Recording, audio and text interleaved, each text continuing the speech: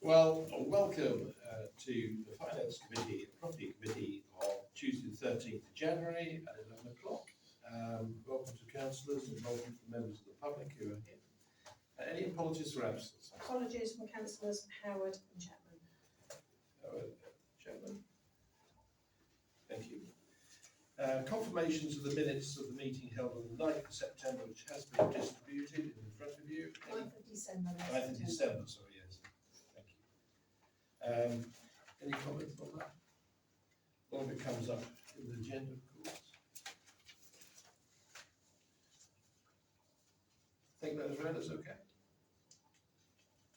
Any comments on the minutes? No? Shall I accept those read? John? Yes, thank you. Sorry. Apologies. Okay. Thank you very much. Item 3 is the declaration of members' interest to receive any pecuniary or other registrable interest related to items on the agenda. No comment. 4 is the budget and financial report up to the 31st of December 2025. A to start with, which is the financial summary, 31st of December. David. Okay, it's not a lot to say. It's more of the same, really.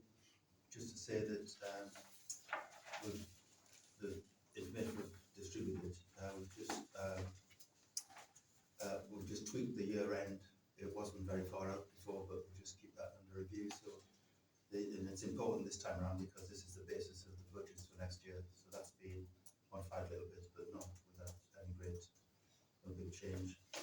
Just in summary, where we are at the moment is that the income is very close to budget, slightly over. It's £4,000 over on a £430,000 budget, so that's not good.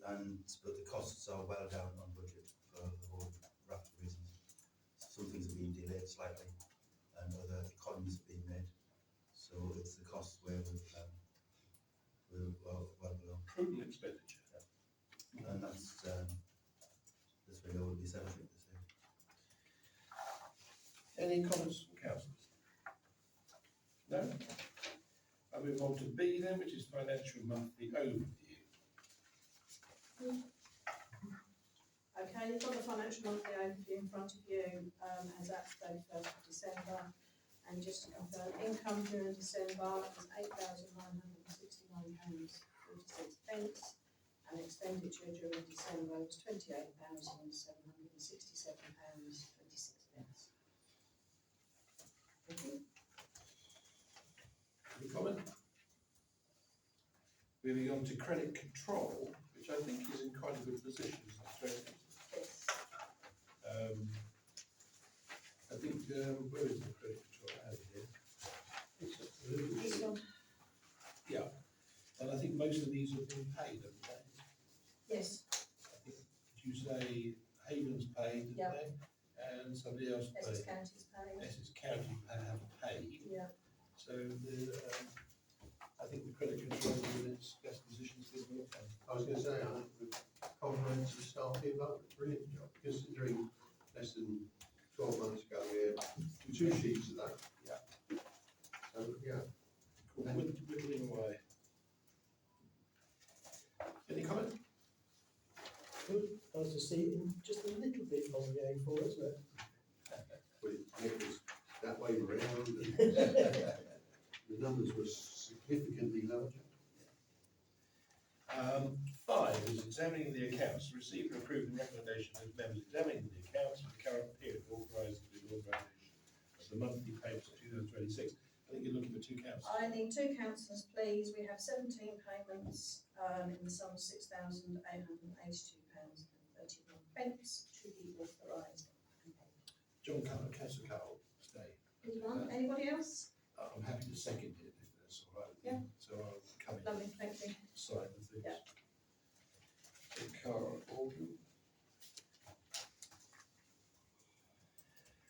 Budgets. To agree the budgets for 26-27 and the precept request to tendering district council.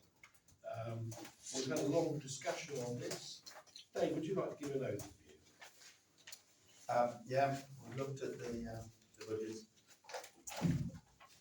The issue really is the precept, because we're on the deadline, the precept's got to be agreed on Thursday. Yeah. By the full council.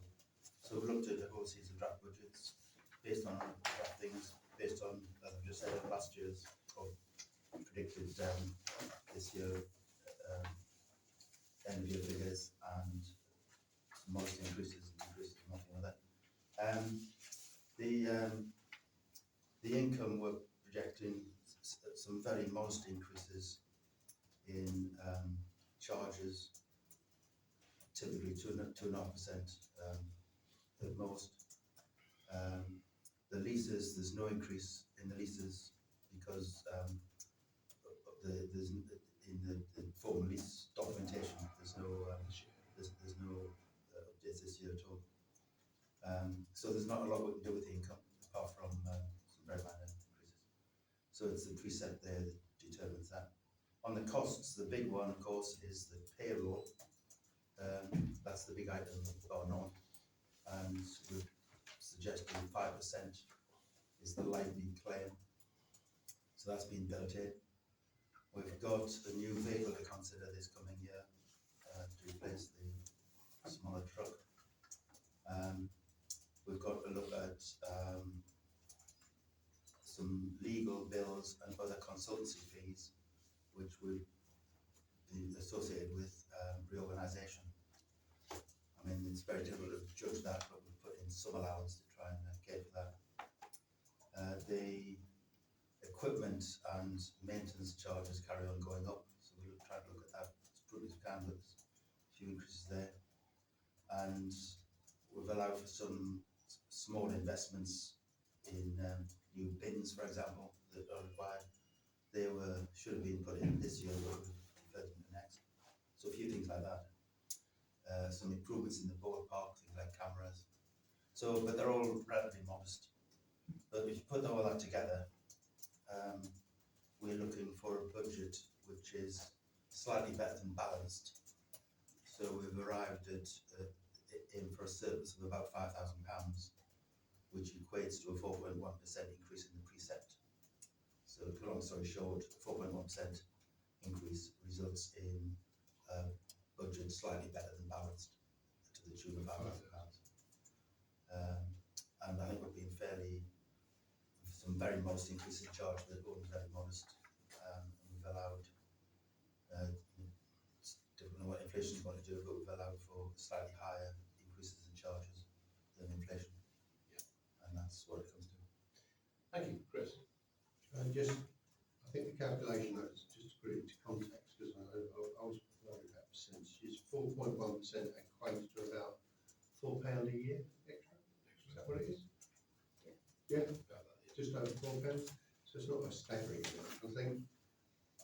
I mean, from my opinion on this is that the salary is going up by 5%, considering that's in excess of 50% of our budget. That's where we don't have a lot of choice, unless we put all the other charges on. Any other comment? John? No, I propose this budget as serious, and thank you for the diligent work that you've done.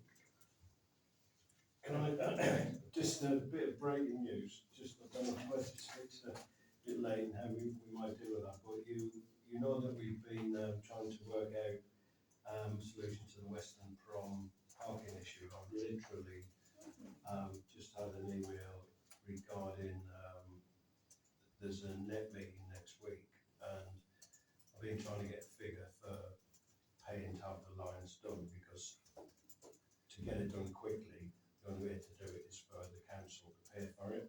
The lines, what do you mean the lines?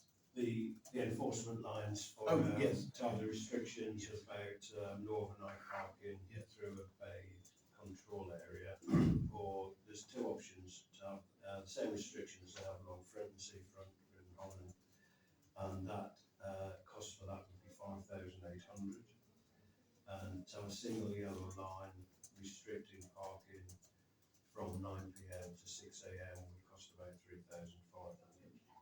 So I don't know, where that fits in with any budget. I'm sorry to jump it in last week, but I literally got that at 11 o'clock, just after our budget meeting. And I'm just wondering, as it's been such a priority for residents, whether there could be any adjustment if we were to take that forward. Because it's just that there is a council meeting this week, obviously, and then the NET meeting where we could get that authorised is next Thursday in Saffron Walden. So Good job, these are draft. Yeah, could you give the numbers again, please? the numbers were to have the same restrictions as Frinton, as Long Frinton and Holland, where they have control bays, which say no, there's a certain weight restriction on what can park there, and then it says no overnight stays as well. That's 5,800, and then to have a single yellow line all the way down the left-hand side of the prom, saying restricting no parking at all from 9 p.m. to 6 a.m. would cost about 3,500. And I suppose strategically, both of them would need enforcement, but we'd have to get the officers out after their normal hours of work, so they don't work in the evenings. Get them out to enforce that, I think. So, is it something that we can do? Can I just ask that, on the single yellow line, you said the restriction would be what? From 9 p.m. to 6 a.m. 9 p.m. to 6 a.m. So no overnight waiting, but that would have to be enforced by somebody being there between those times. Do we have to have both of those, or can we just choose the? That's one or the other as far as I'm concerned. Can I just say there's, we've looked at the reserves very carefully. The reserves are now in the green, and this year's doing quite well. But apart from that, there's another, there's £5,000 sloshing around, which hasn't been allocated at all into the reserves. Yeah. So we could use that. Yeah, and Could use that. This is the Without- special projects. then. Would we without want, interfering with any. would we want to go for the single yellow or the no weight restriction? Would we go for the single yellow would do? May I say, can we grow into it and start off with a single yellow and see how we go? Well, I would say that, but in saying yes, we could do that. It is a cheaper option, 2,300 cheaper. But the one with the marked bays still allows, you know, people to maybe stay there overnight with a car. Like say you want to leave your car, you've had a few beers, you want to leave your car there overnight without penalty. Whereas the bay has got a weight restriction of 3.5 tons or something like that, so it stops caravans, motorhomes, or whatever, and other lorries and stuff like that. So it catches everyone, you see. I mean, I have a camper van, quite a substantial one, and that is under 3.5. Well, whatever it is, Chris. I'm No, not. but I'm saying is it might not stop camper vans. No, it says no overnight stays as well. Oh, as well. So it stops, sorry, it stops, I it stops HGVs Right, yeah. who are not staying, but who are parking there. Yeah. So there's no overnight stays either within the whatever. I mean, I can't seek clarification. It's just in principle, is that something that, I suppose this is the. Is there a barbed wire option as well? Jake, is there any chance we could sort a deal, do a Trump deal with a net partnership and get some of their income from the fines? Well, I can, 50-50. well, I don't think they're going to get a lot of income because people are going to do it. What's the time frames on it? To get this done, Yeah. well, as I say, the meeting is in Saffron Walden next Thursday, and I can get this put on the agenda if we agree to pay. I can, because the chair of NEP is a tendering district councillor and county councillor of Honeywood, so I can ask him to put it on the agenda as an emergency item, and we could vote on it next week. Well, it is a major. It's a major decision, Chairman. I would suggest that what we do is we say, yeah, please get it on the agenda, but for emergency discussion on Thursday. But in the meantime, yeah, give us all. We can put it on our agenda. Yes, Yeah. our agenda. Is that right, Chris? Just You'll have to do that. Yeah. Oh, under finance. Under finance, Yeah, under finance, yeah. I think the only thing is that would be really useful is what you've been sent, does it actually give a description of what you've just said? I think I've got a picture of it, Chris, somewhere. No, I mean, to send out to councillors, the difference Yeah. between the one and the other, they'll need an explanation. It's a hash box, isn't it? Yes. It's a hash white. Yeah, but if we've got something, we can email it out to, in the papers. I think I'll find a picture and I'll get a bit more information Get it ready for Thursday. and I'll come back with everyone on Thursday. On Thursday. Can I also make a suggestion that the finance committee agree to do this, but allow the full council to make the decision of which one? Yeah, Okay, shall we take that first? So, proposer, Chris, seconded by David, all agreed? Yeah. That's agreed. So getting back to the budget, as proposed, the 4.1 and 2.5 on the recreational, I think you proposed it. Yeah. Anybody wants to second it? Yeah, I see. You'll second it? Any against? All those in favour? Agreed. Can we just note that the precept amount, just for the record, is £259,875. I think you've just done that. Thank you. Okie dokie. Thank you very much. We now move on to funding for pop-up banners. Discuss funding for Brightsea Town Council pop-up banners. I think you're doing this, aren't you? I am. Thank you, Chair.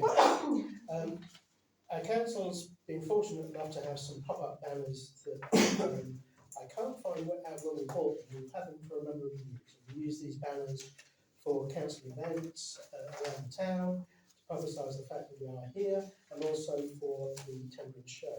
At the last Temperance Show, we used them with decapitated many fingers, and they've just about had. They've done well. They've gone beyond their usefulness. So I'd like to apply for some funding, please, for some new pop-up banners I'm looking for £240, which will give us 3 new banners, 2 of the normal size and 1 oversized, with information on there, which I'm hoping to produce for Thursday, to promote ATSA. Can this be done on 1st of April? No, because we would like to use, that first use will be in March for the health and wellbeing day. Right. Have we got any budget for it? I mean, it'd be handy if the invoice arrived on the 1st of April, but We But, could, it's from a local supplier, from Clear to Sea, Yeah. and I'm sure we can negotiate with the If invoice. you could get him to give us 1st of April, that would. If that makes it easy, does it? it does. Your delivery date, frankly, is up to you, but if you can get the delivery. Okay. I've got a picture of it. That's the, So, everyone happy with that? Happy with that? £240, 1st of April. Thanks very much.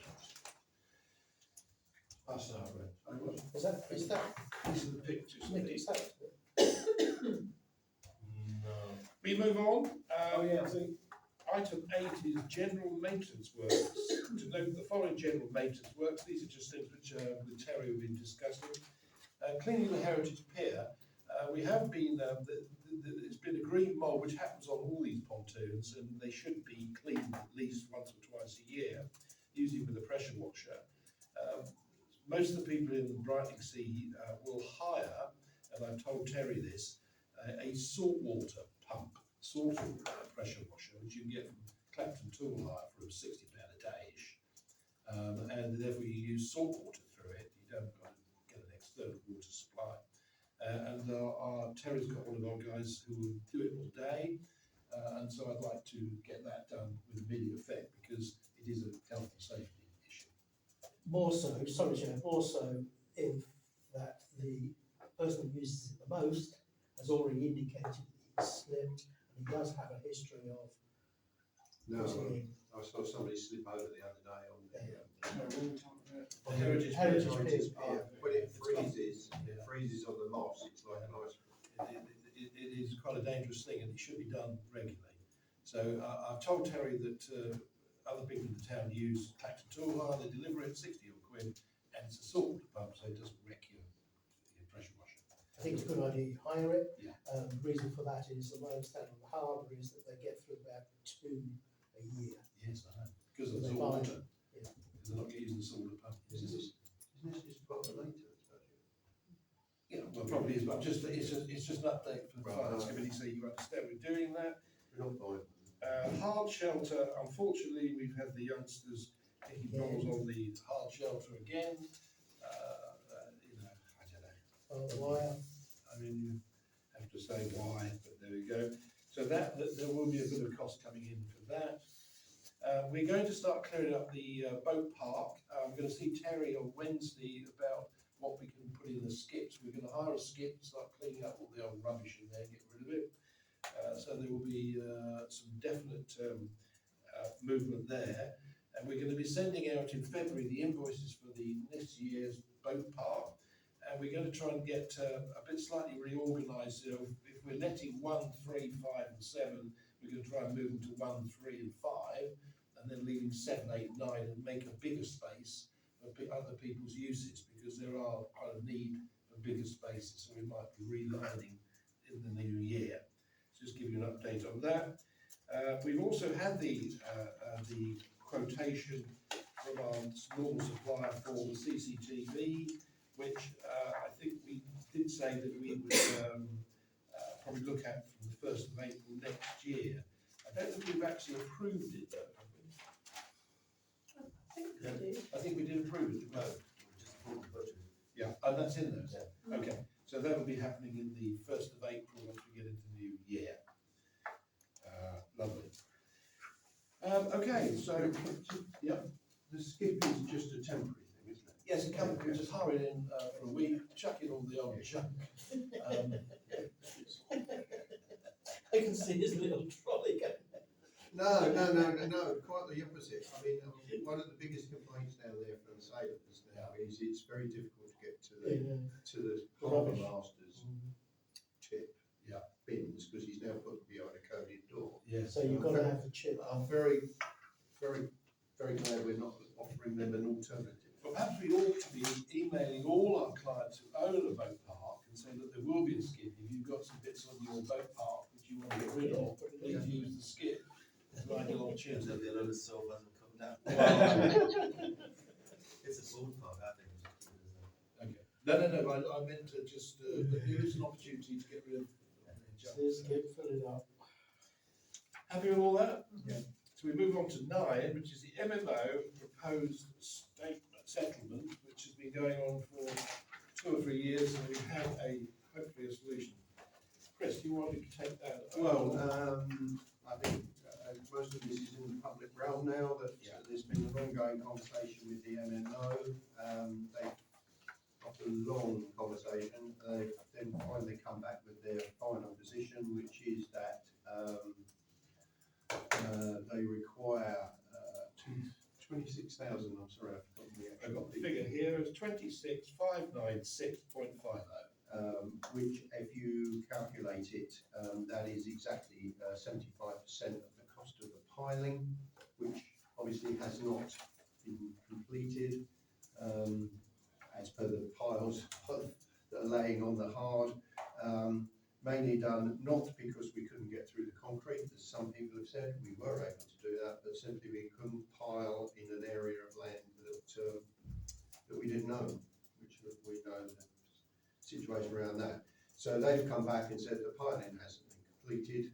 Overall, the project did not hit its performance criteria as far as employment of fishermen, and therefore we think it's fair, this is quoting the MMO, that we recover our portion of the piling costs. Which, if you work it out, the piling costs plus the consultant's fee, I think, includes that. 20% includes that. Yeah, which ends up that they get the £26,000 back, which essentially, in some ways, we didn't spend all of it. We obviously spent some of it, but we didn't spend all of it because the piling wasn't done.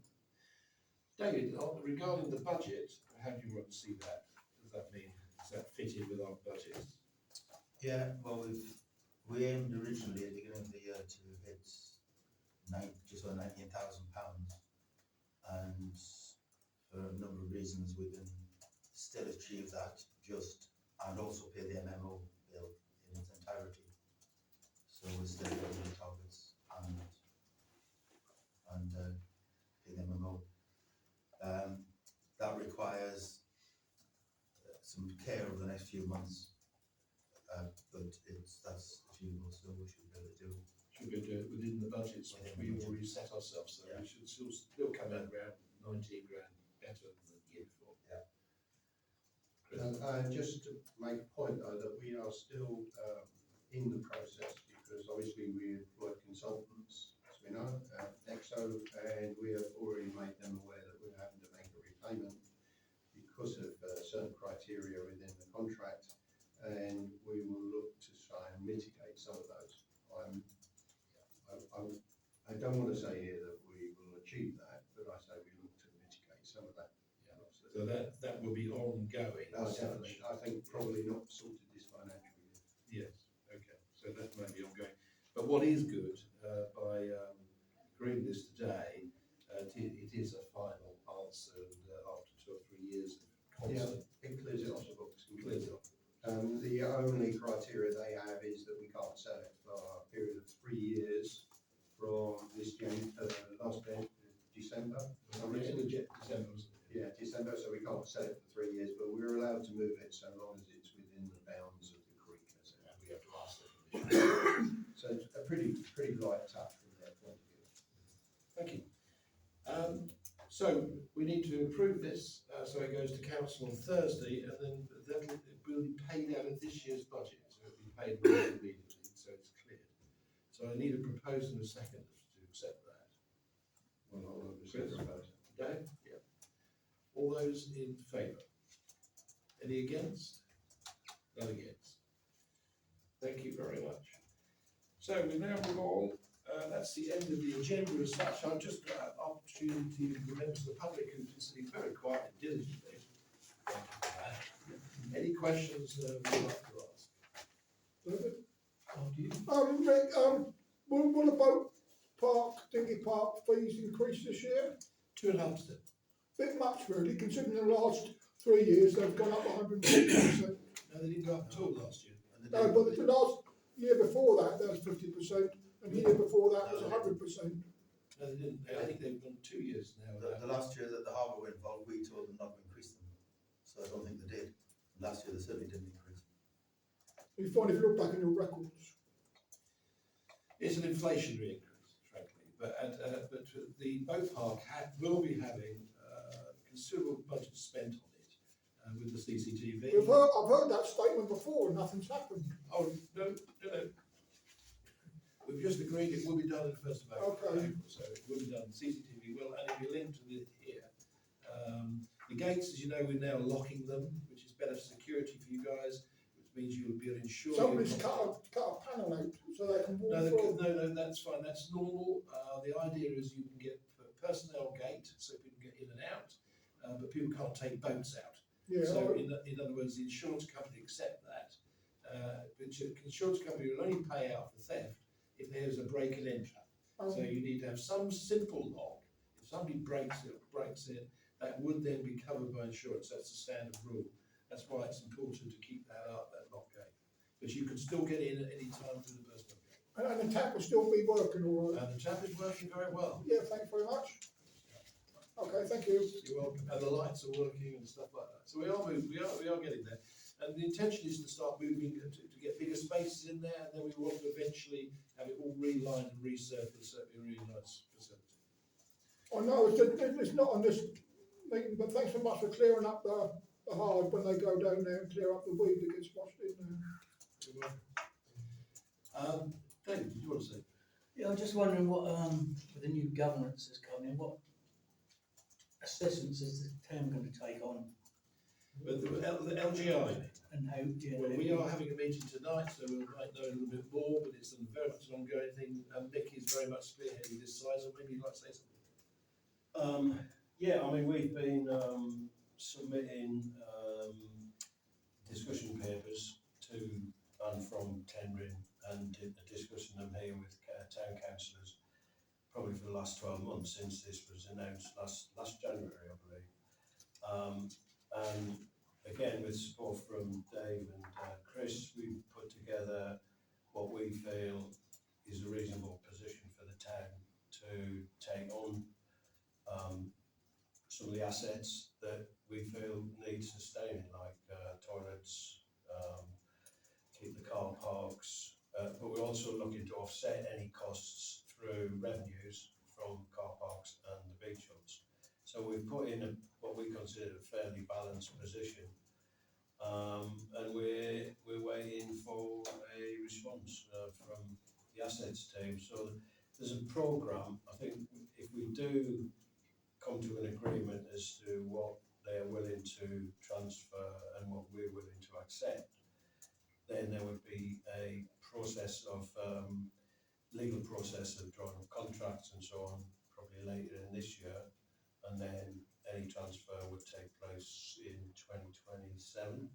So that things that we feel might be vulnerable to cuts or closure under the new unitary, we'd like to protect for the town. So